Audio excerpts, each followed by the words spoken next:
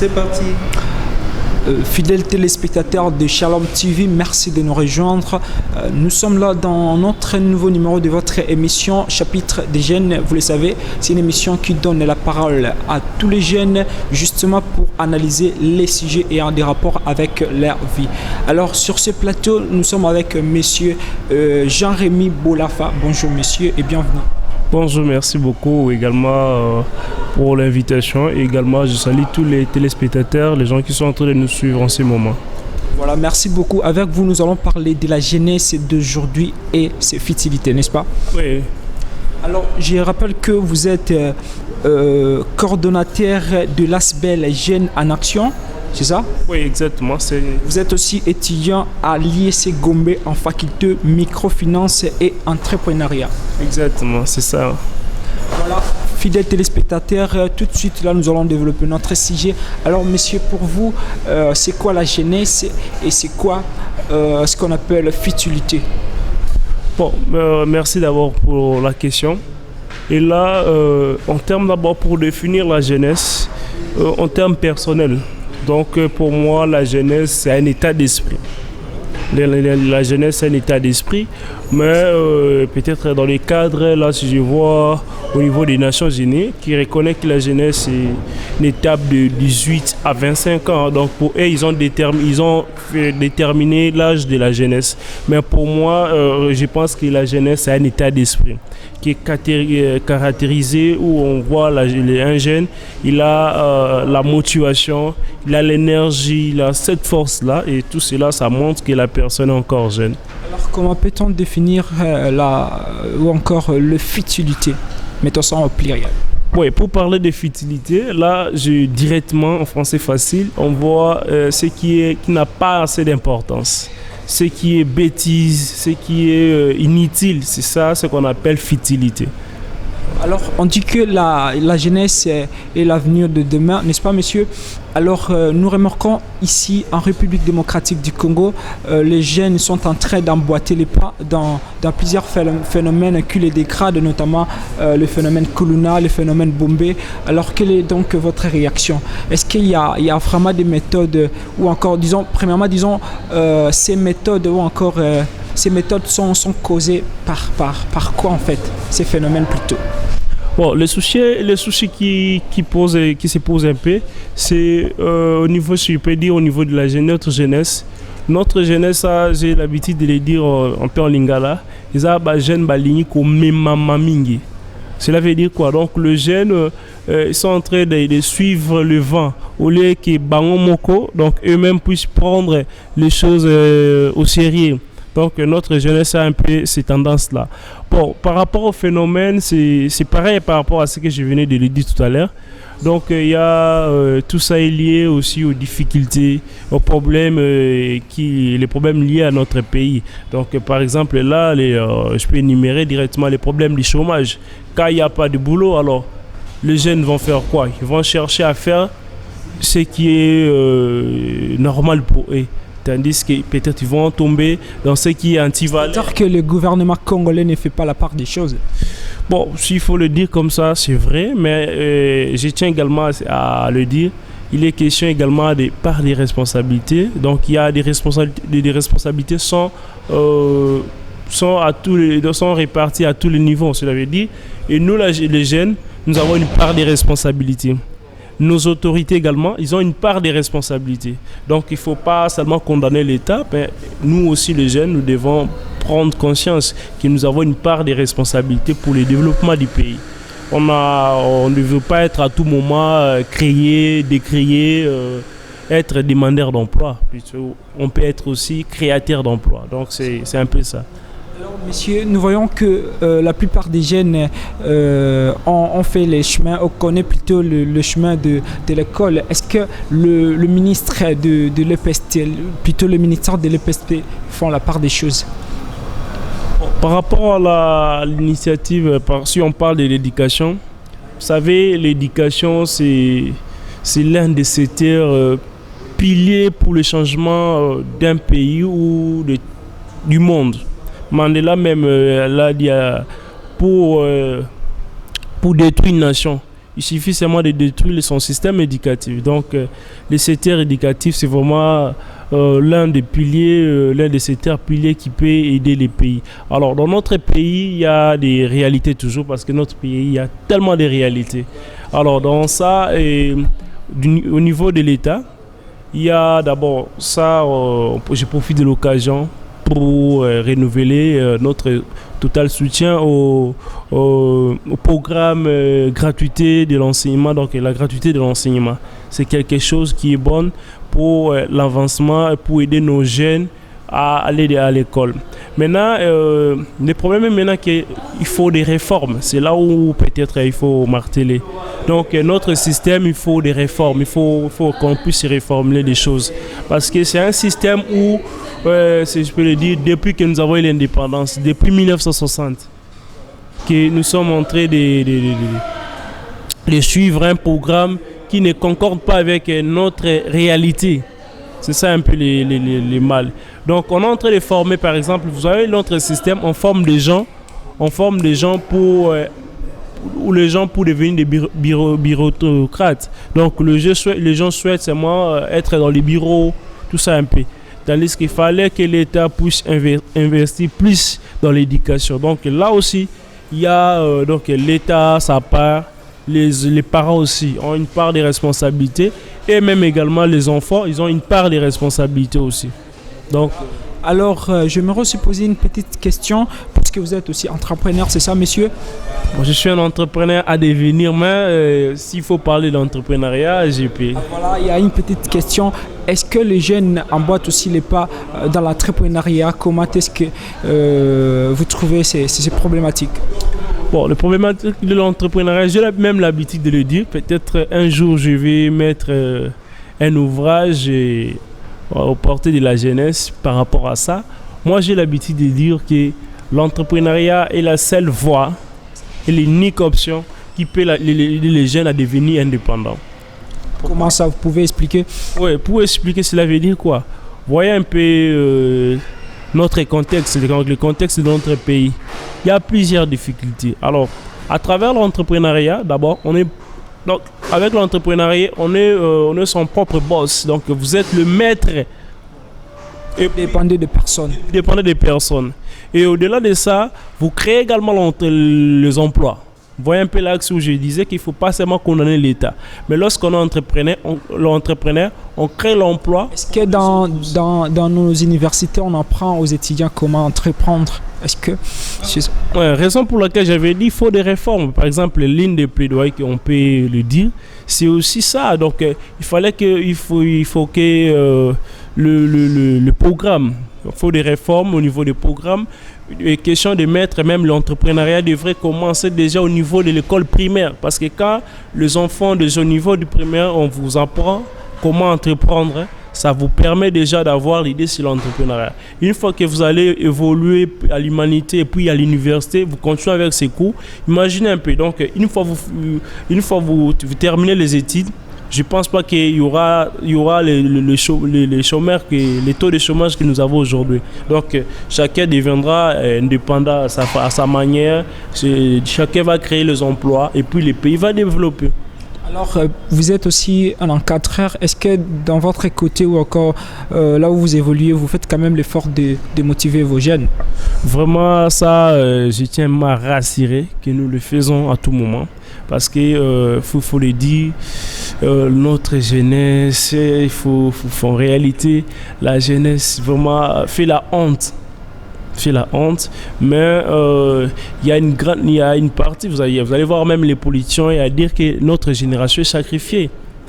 Mais tandis qu'il y a une partie des jeunes conscients, il y a une partie des jeunes qui sont conscients et je fais partie de ces jeunes-là.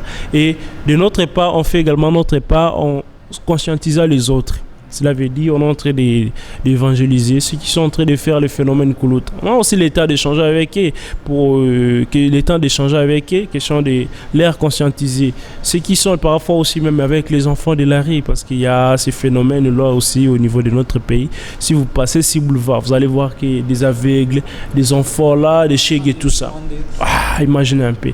Donc on a l'état de conscientiser d'abord ça, parce que notre pays a un problème d'hommes, et le virus, c'est le problème de mentalité. Alors, pour stopper ce virus, il faut sensibiliser, il faut conscientiser les gens à revenir à marcher selon le valeur, le valeur au lieu d'être dans les anti-valeurs. C'est ça un peu, donc on fait de notre mieux, même à travers la structure que je suis le coordonnateur, même au niveau de mon quartier. Donc je fais ma part étant jeune et conscientiser les autres pour aller dans les droits chemins. Alors monsieur, j'aimerais à ce que nous puissions revenir un tout petit peu en arrière, parce que nous venons de parler de l'entrepreneuriat. Alors, est-ce qu'on peut investir dans la politique? Investir dans la politique, bon, je suis pas trop.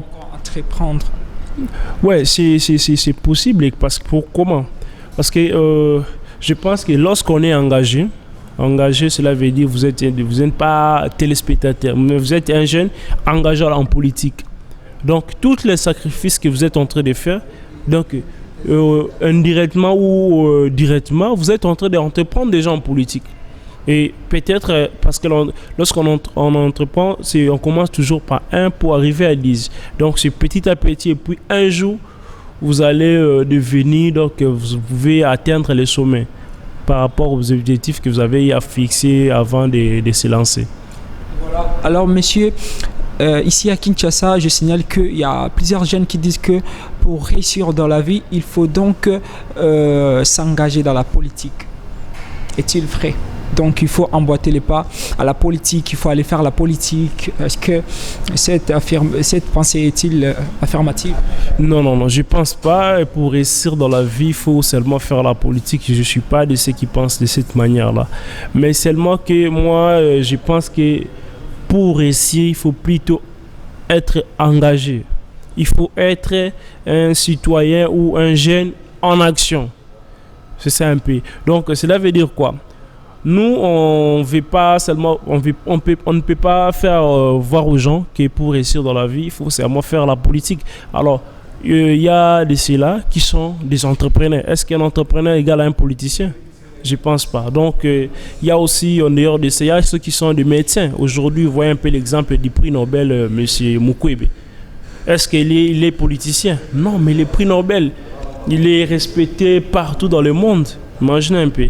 Donc, il y a des secteurs où il est question seulement d'être passionné. Si vous avez cette vocation-là en vous, de faire la politique, chers jeunes... La plupart d'entre eux ne sont pas passionnés, voilà. C'est ça. Tout simplement gagner leur vie, gagner les pains quotidiens, excusez-moi, comme on dit. Voilà. Oui, de ce côté-là, moi, je tiens à dire que ce n'est pas bon. C'est ça ce que nous sommes en train de décrire à tout moment. Cela veut dire quoi? Aujourd'hui, il y a des politiciens par occasion. Il y a des politiciens par circonstance. Cela veut dire peut-être mon grand-père était sénateur, il m'a appris à peut-être être à ses côtés là, et puis directement je deviens politicien. Peut-être lui il est député, il me met comme comment il s'appelle, son adjoint.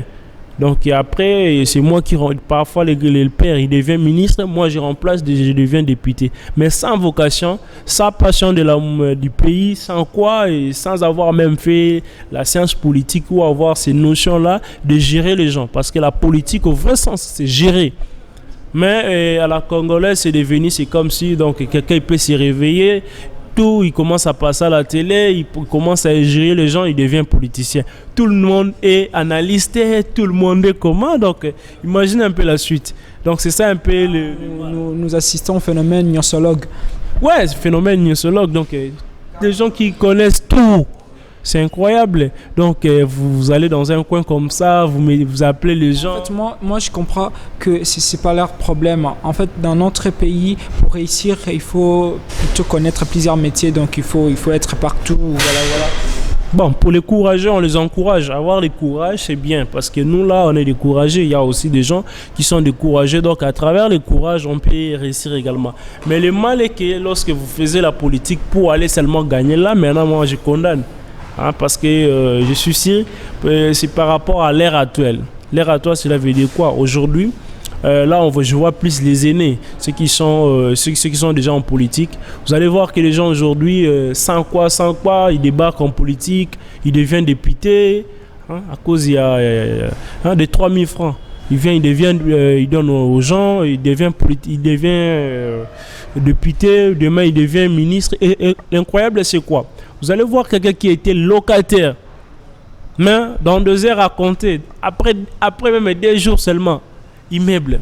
Vous imaginez un peu. Et quand les autres sont en train de voir cela, dans leurs esprits, cela montre que non, en politique, là-bas, on ramasse de l'argent. Parce qu'imaginez un peu, même avec les députés, s'il faut dire, les députés d'aujourd'hui, on sait tous qu'avec les députés, c'est toujours qui sont pour, qui sont contre. Donc, il est là, il ne fait rien, il est député. Au lieu de parler de sa base, donc la population, au lieu de voter des lois, lui n'est pas là. Il est seulement dans des commissions pour chercher de l'argent. Et sans quand les jeunes sont en train de voir cela, ils pensent que la politique, c'est aussi aller voler, aller détourner. Vous voyez un peu. Donc là, je peux dire que la faute, c'est partagée. Donc d'une part, les politiciens eux-mêmes, et d'une part aussi, nous les jeunes ou la population. Voilà. En fait, je veux dire ceci, monsieur. Êtes-vous au courant que la plupart des jeunes sont sur les réseaux sociaux? Oui, s'il faut le dire, la majorité de ceux qui utilisent les réseaux sociaux, même ceux qui ont des téléphones, c'est les jeunes. Ça, c'est vrai parce que même j'ai été formé par un programme de l'UNICEF, là, dans les jeunes blogueurs. Les jeunes, donc, ils sont formés pour lutter contre les fausses informations et les violences en ligne. Donc, je suis au courant, je sais que les réseaux sociaux, c'est plus utilisé par les jeunes. Mais malheureusement, la manière maintenant d'utiliser, c'est là où il y a des soucis maintenant. Parce que les jeunes, vous allez voir, au lieu de saisir, moi je peux le dire que le numérique, c'est une opportunité. Hein, c'est une opportunité, question de la par rapport aussi à la communication. Vous allez voir qu'un ami déjà que vous avez étudié, un ami d'enfance, que vous êtes séparés il y a des années, mais à travers les réseaux sociaux, vous avez il y a cette possibilité-là de se communiquer. Quelqu'un qui est à Dubaï, quelqu'un qui est loin de vous, il y a cette facilité. Mais également, il y a aujourd'hui les offres d'emploi. Tout se passe sur les réseaux sociaux. Mais maintenant, au lieu que les jeunes puissent utiliser les réseaux sociaux pour profiter de cela, pour se faire, à travers seulement les réseaux sociaux là, il y a des gens qui gagnent de l'argent à travers ça. Maintenant, les jeunes Congolais ne sont pas là. Et ils sont sur les réseaux sociaux pour voir qu'est-ce que Fally a fait, et Cristiano, qu'est-ce qu'il a fait. Nous constatons à chaque instant, il y a des publications. Voilà, c'est un peu bizarre. Ça, il y a... Même je me demandais, surtout en voyant TikTok. Voyez un peu les TikTok congolais. Je sais même de demander à quelqu'un qui a l'extérieur. Chez vous, le TikTok, c'est... Donc, on l'a fait pour seulement des danses ou comment? On dit non, c'est pas comme ça. Mais voyez un peu de la réalité de notre pays. TikTok, là-bas, vous allez voir seulement les derrière. Donc, il n'y a que des gens qui dansent là-bas. Également, même Facebook, là-bas. Si vous regardez Facebook, pour les jeunes Congolais, le Facebook, c'est utilisé seulement pour chercher des hommes, pour chercher des trucs pareils. Donc, c'est déplorable et ça aussi, il faut interpeller la conscience des jeunes qu'il faut utiliser les réseaux sociaux. Il faut utiliser les réseaux sociaux de manière positive. Quand vous dites qu'il faut utiliser les réseaux sociaux de manière positive, alors cela veut dire quoi? Vous pouvez toutefois faire passer un message là très clair pour que les jeunes qui nous suivent puissent comprendre. Bon, utiliser les réseaux sociaux de manière positive, cela veut dire quoi? Moi, je prends seulement mon propre exemple. Hein. Par exemple, imagine avec moi aujourd'hui, hier, ça ce n'est pas... Bon, c'est un peu privé, mais il faut que je parle pour encourager d'autres. Imaginez un peu, grâce aux réseaux sociaux, moi je l'ai utilisé de manière positive. Cela veut dire quoi? J'ai utilisé les réseaux sociaux pour promouvoir tout ce que je suis en train de faire, mais ce qui est bien, cela veut dire quoi par exemple? Pour conscientiser les autres jeunes, pour conscientiser la population. Toutes les actions que je mène sur le terrain, je le mets sur mes comptes réseaux sociaux. Vous imaginez un peu, c'est côté positif. Et ça m'a aidé à devenir quelqu'un dans le sens où j'ai eu à faire un nom, donc un petit comme ça, un pauvre. La visibilité, imaginez un peu. J'ai à travers mon association Jeunes en Action, toutes les actions, donc Jeunes en Action aujourd'hui est connu grâce aux réseaux sociaux parce que je l'utilise de manière positive. Et je suis considéré... Là, vous touchez toute la République. Oui, c'est ça. Il y a des gens qui m'écrivent, donc même des gens qui sont à l'extérieur du pays, même des gens qui sont à l'intérieur, des jeunes qui m'écrivent. Tout cela, c'est grâce aux réseaux sociaux. Imaginez, même dernièrement, ça m'a fait plaisir de recevoir une invitation du gouverneur, le gouverneur de la ville. Il y avait une rencontre entre les gouverneurs et les jeunes influenceurs et les leaders d'opinion. Et ça m'a fait plaisir d'être l'un des invités. Pourquoi? Parce que je suis très actif, je suis très suivi sur les réseaux sociaux, mais de manière positive. Et là, ça paye toujours. Il y a des contacts. Aujourd'hui, je cause avec des autorités grâce à ma manière d'utiliser les réseaux sociaux, donc ma communication. Parce qu'il ne faut pas publier de n'importe quoi. Quand on veut se faire quelqu'un dans la vie, il faut... donc moi, j'encourage les jeunes à utiliser les réseaux sociaux comme opportunité. Donc à travers les réseaux sociaux, on peut se faire quelqu'un de la vie, on peut gagner des relations, on peut se faire de l'argent. Donc pas seulement Facebook, les jeunes également d'avoir des comptes Gmail. Imaginez même aussi l'un des témoignages, toujours les programmes que je dis ici, les programmes jeunes blogueurs de l'UNICEF. Mais comment c'est? Moi, je l'ai découvert à travers les réseaux sociaux. À travers les réseaux sociaux, j'ai postulé et parce que c'était pour toute la République, il fallait sélectionner seulement 150 jeunes. Et j'ai été sélectionné sans avoir quelqu'un qui travaille à l'UNICEF. Et j'ai vu des réactions des gens. Est-ce que Ozana Moutoukuna ou on savait un peu des réalités comme ça. Mais j'ai été sélectionné pourquoi? Parce que j'avais aussi des critères. Parce qu'il y avait des critères qu'il fallait respecter. Ils ont vu que j'avais un profil un peu normal. Tout, et j'ai été sélectionné. Donc, c'est de cette manière-là que j'invite les jeunes à utiliser les réseaux sociaux, mais de manière positive, pas pour des futilités comme les thèmes de l'émission aujourd'hui jour. Donc, ce n'est pas utiliser les réseaux sociaux seulement pour Fally, Ferré, Messi. Ces gens-là, chers jeunes, Bassi Babonga na Bango. Vous avez... Excusez monsieur, quand vous dites que faut pas utiliser les réseaux sociaux juste pour Fally, Ferré, là c'est pas une manière de dégrader notre culture congolaise, parce que lorsqu'on parle de la culture congolaise, nous voyons entre autres la musique et puis voilà. Bon, ce n'est pas dans la manière où moi je voulais le dire. D'ailleurs, il y a un tweet que j'ai été attaqué parfois par quelques jeunes. J'ai interpellé les jeunes, j'ai dit c'est ceci. Chers jeunes, nous avons un avenir, nous avons un destin à tracer, un avenir à espérer et un présent à bien gérer. Alors, notre pays a un problème, il y a un virus qui s'appelle le virus distraction. Et c'est distraction, distraction c'est égal à futilité. Cela veut dire quoi? Vous allez voir que quand il y a de bonnes choses, les gens comment je pourrais le dire, donc les gens n'ont pas tendance à suivre cela. Donc les gens suivent toujours ce qui est mal. Même quand je parle de Fally Ferré là, cela veut dire quoi? Moi par exemple, je dis aujourd'hui que Fally par exemple, c'est un modèle. C'est un jeune modèle du sens où, regardez 20 ans de Fally, 20 ans avant, qui était Fally? Mais aujourd'hui, moi je ne sais pas trop. C'est ça un peu. Mais moi je tire plus les côtés positifs. Ce qui est positif en Fally, je le suis. Mais ce qui est mal par exemple en termes d'habillement, ce qui est quoi là, ça ne me regarde pas. Mais le jeune de nos jours aujourd'hui, imaginez seulement qu'il y a une vidéo sexy, une vidéo quoi là. Vous allez voir que tout le monde va suivre cela. Donc on est plus sur les futilités. Hein? Même sur les plans politiques. Donc les gens sont là toujours dans les choses polémiques, les choses inutiles. Voilà, très bientôt là, nous allons arriver à la fin de notre émission, mais j'aimerais que nous puissions aussi parler de jeunes au sein de nos universités. Puisque vous êtes jeunes, alors quel est donc ce mouvement-là qui existe dans vos facultés? C'est un peu des réformes. Jeunes, en fait. Nous voyons des jeunes à l'université. Est-ce que les jeunes se comportent comme il faut? Bon, au niveau de l'université... Du point de vue travail, du point de vue application. Bon, au niveau de là, il y a toujours... Il y a à faire. Hein. On doit continuer à conscientiser les jeunes. Il y a des réalités aussi académiques qui sont hors hors sujet, si je peux le dire comme ça. Cela veut dire quoi? Moi, j'ai eu, par exemple, je suis là étudiant à l'IEC, il y a des camarades qui viennent comme ça, mais vous allez voir, les cours commencent à 7h. Lui, il arrive à l'université à 9h ou à 10h, et à 11h pendant la pause, il rentre à la maison. Vous voyez un peu ce genre de phénomène. Donc, est-ce qu'il y a quand même des étudiants là qui réussissent sans tricherie ou corruption? Oui, il y a ceux-là qui sont conscients de quoi ils partent à l'université. Il y a ceux-là qui travaillent, c'est grâce au travail qu'ils sont en train de réussir.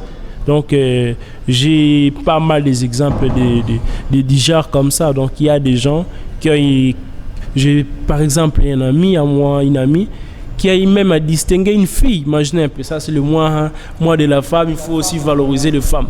J'ai étudié avec l'ami depuis G1. Mais même étant homme, je me sentais que non, la fille ici est supérieure à moi. Des choses qu'elle est capable de faire, peut-être moi, homme, je ne pourrais pas. C'est la franche vérité. C'est ça. Et ni aller dans les bureaux des gens, grâce à son intelligence, elle a avoir un parcours un peu normal jusqu'à en G3. Elle a même à distinguer dans notre faculté ou pour une fille, pour même une personne, pour distinguer en marketing. C'est 12 ans après. Voilà. Alors, messieurs, mes excuses, nous sommes vraiment à la fin, mais nous ne pourrons pas clôturer cette émission, encore terminer cette émission, sans pour autant parler de votre ASBEL, Jeunes en Action. Alors quel est le but de votre ASBEL? Ouais, en termes de but de notre structure, c'est de valoriser et défendre les intérêts de la jeunesse et de la population de manière générale. Mais en termes de vision, notre vision, c'est de construire une société où les jeunes s'unissent, donc se mettent ensemble et agissent ensemble, en fait, de contribuer au développement du pays. Nous sommes jeunes, nous avons un rôle à jouer, nous avons une part des responsabilités. Alors, on doit s'engager, on doit se mettre au travail, ne pas plairer à tout moment, être suivi, mais être plus en action, être au centre, parce que nous sommes une force, imaginez un peu. Notre pays, c'est 75%, c'est plus la jeunesse. Alors, raison pour laquelle la structure est là, pour tous les jeunes conscients qui ont le souci de contribuer au développement du pays. Nous, la structure est là, peut-être si je peux... Déjà, il faut signaler si vous avez déjà des activités comme quoi? Oui, nous avons plusieurs activités qu'on mène. On organise des ateliers, des conférences. Nous assistons les orphelins. Ça aussi. Sur le plan, nous conscientisons aussi sur le secteur de l'environnement, l'éducation. Donc, dans plusieurs domaines qu'on intervient. Et également, on mène des plaidoyers pour notre jeunesse, pour les intérêts de la jeunesse. Donc, nous menons plusieurs actions, tout ça pour l'intérêt de notre jeunesse et de la population congolaise, et aussi pour les biens, pour le développement de notre pays. Parce que tout ça, c'est le souci que le pays soit développé. Et nous croyons qu'avec la conscience, parce que la conscience est une force, un jour, nous allons changer l'histoire du pays. Voilà, un jour nous allons changer l'histoire du pays. Ça, c'est les mots de notre invité Rémi Bofola, c'est ça. Alors, votre dernier mot pour se séparer? Bon, en termes de dernier mot, je profite seulement à interpeller le jeune, chers jeunes. D'ici là, c'est 2023. Donc, il y aura les élections. Il ne faut pas, je vous confirme, vous êtes une force. Sans vous, le pays ne peut pas avancer. Alors, moi, j'invite les jeunes à s'engager plus. Si vous avez d'ambition, vous avez une vision, postulez. Si vous avez la force, engagez, allez dans des partis politiques. Ne laissez pas la place aux vieux. Donc, nous voulons vraiment que le pays change. Alors, ce changement viendra de vous, chers jeunes. Donc, ensemble, pour le développement du Congo. Donc, c'est ça un peu le mot que peut-être à la prochaine on aura le temps de développer. Mais pour aujourd'hui, j'invite les jeunes à s'engager. Surtout notre structure également, la Jeunes en Action. Allez sur toutes nos pages, les réseaux sociaux. Écrivez juste ASBEL Jeunes en Action. On est là. Si je ne sais pas si je peux donner même les numéros. Si ça ne dérange pas, 081 55 28 946. 081 55 28 946. Pour toutes les questions, quoi vous voulez, à travers les numéros, vous allez m'avoir. Voilà. Merci beaucoup. Alors, très chers téléspectateurs de Shalom Télévision, nous sommes vraiment à la fin de notre émission. Nous vous remercions pour votre fidélité et je dis un grand merci à notre équipe technique qui est dirigée par M. Igor. Et quant à moi, je vous dis à très prochainement.